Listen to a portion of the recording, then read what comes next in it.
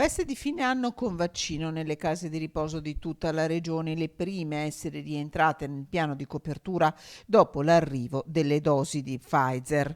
Da allora sono passati più di 8 mesi e chi gestisce le residenze per anziani li ha ben chiari i tempi.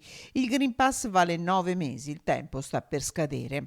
Per questo Roberto Volpe, presidente dell'URIPA, l'unione che riunisce il 95% delle RSA in Veneto, ha preso carta e penna e scritto tra gli altri al ministro Speranza e al commissario Figliuolo, interrogandoli sulla terza dose per le persone più fragili. Noi abbiamo semplicemente detto pensateci, perché noi una quarta, quinta ondata, ormai abbiamo perso anche la numerazione, non saremo in grado di reggerla, e che non capiti ancora una volta che ci si accorge che la terza dose poteva essere utile quando magari abbiamo già gli ospiti potenzialmente contagiati.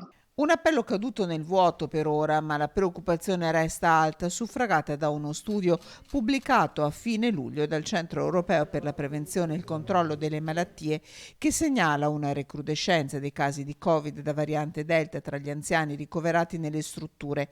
Il pensiero va al febbraio 2020, quando la pandemia si fronteggiò così. Queste sono le mascherine che usavamo nel 2020 a marzo, sono fatte con la carta da forno e gli elastici delle mutande, perché nessuno ha pensato di mettere sotto protezione la RSA.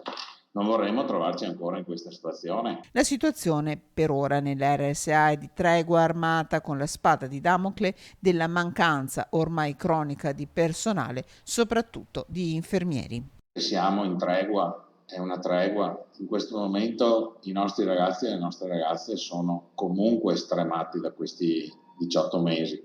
Lei considera che anche per la carenza del personale stiamo veramente facendo fatica a darle ferie a questi ragazzi che sono stati per 18 mesi al fronte.